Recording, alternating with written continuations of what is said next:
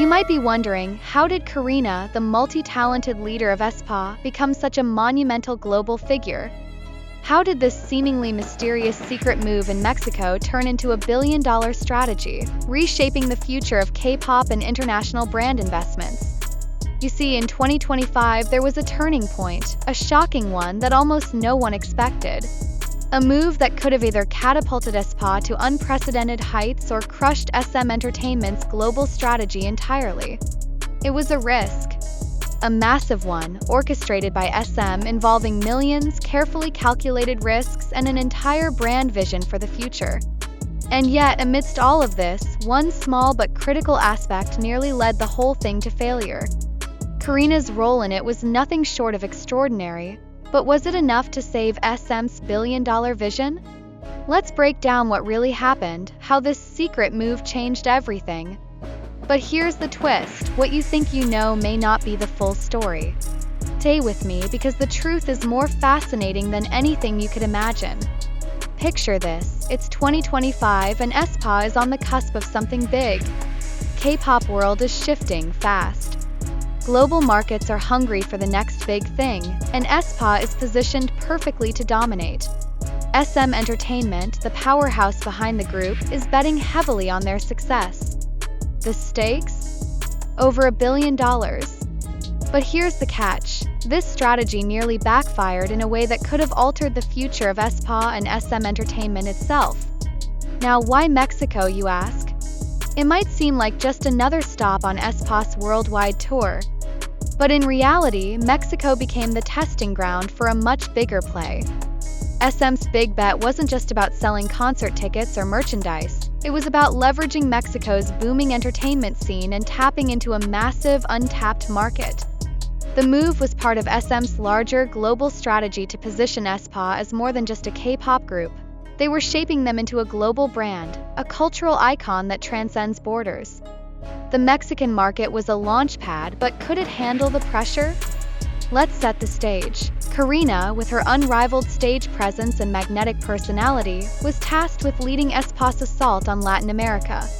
But there was more to it than just performing. Karina was part of a carefully crafted branding strategy that aimed to integrate Aespa deeply into local cultures. She wasn't just performing for fans. She was connecting directly with audiences in a way that no one had anticipated. But this wasn't as easy as it seemed. There were obstacles, challenges, even failures along the way. SM had risk on the idea that Aespa's brand could be marketed as an aspirational, high-value product in a market still learning the ropes of K-pop. Team faced a critical trigger moment when Aespa's Mexican debut wasn't met with the overwhelming reception they expected. There were doubts.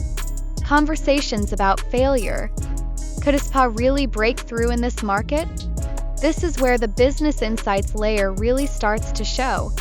SM Entertainment, despite being a leader in the K-pop industry, was treading on new ground. While Aespa's global success was undeniable, tapping into Latin America with its unique consumer behaviors and cultural nuances required more than just music. It required a strategic brand alignment. Karina's role wasn't just about singing and dancing. She was the face of the global strategy that would define the group's brand value and marketability. SM Entertainment's $1 billion risk on Aespa was tied to more than just their music. It was a move to invest in the future of K-pop as a global enterprise. By intertwining the group's success with high-level branding and marketing efforts, SM hoped to create a long-term revenue stream that would span multiple industries: music, fashion, media, and beyond. This strategy wasn't just about immediate profits. It was about creating a legacy brand that could stand the test of time. But things almost went wrong. The early signs in Mexico were not promising. Could the market handle such a massive brand presence? Would the investment pay off? Were the fans ready for Aespa's new global message? Karina, as the leader, became the key to unlocking this potential. She was more than just a member of Aespa. She was the business asset that could either validate or destroy this entire multi-million-dollar plan. As the concert in Mexico progressed, something changed.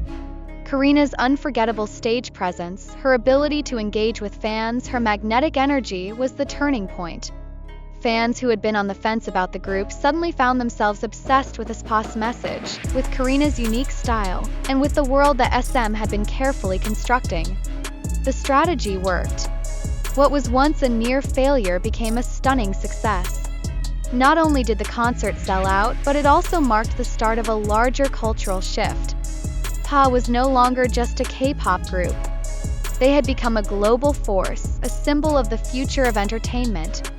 Karina's role in this was pivotal. She had gone from being a K-pop star to a global influencer. But here's where things get even more interesting. SM Entertainment's move wasn't just about Aespa's success. It was about positioning the K-pop industry as a global market player on par with Western pop giants. This was SM's big business vision, to create a massive ecosystem where K-pop wasn't just a genre of music, but a global movement. The money SM invested in this strategy was part of a much larger picture: global dominance, expanding Aespa's brand value across multiple continents and industries.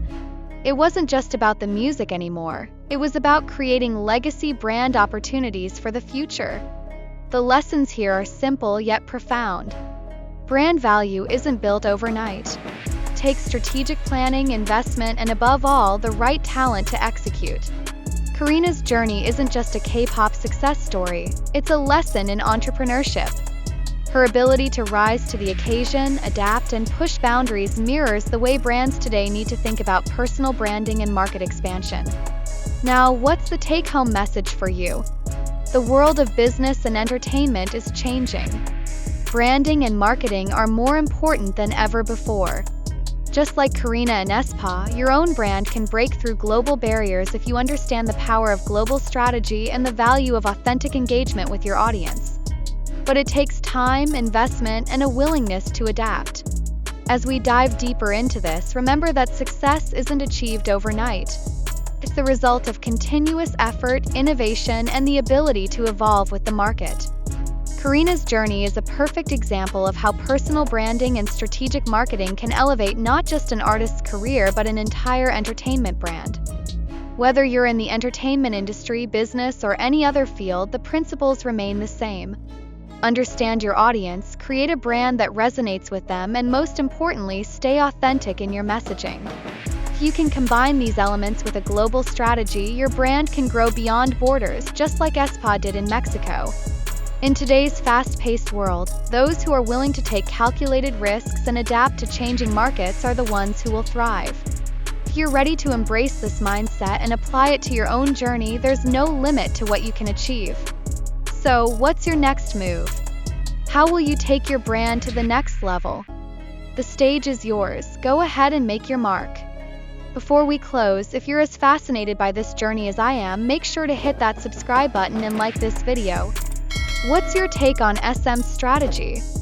Did they play it safe, or was it a risky move that paid off? Drop your thoughts in the comments below.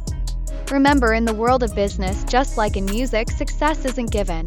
It's earned, and Karina's story is proof that with the right moves, anything is possible.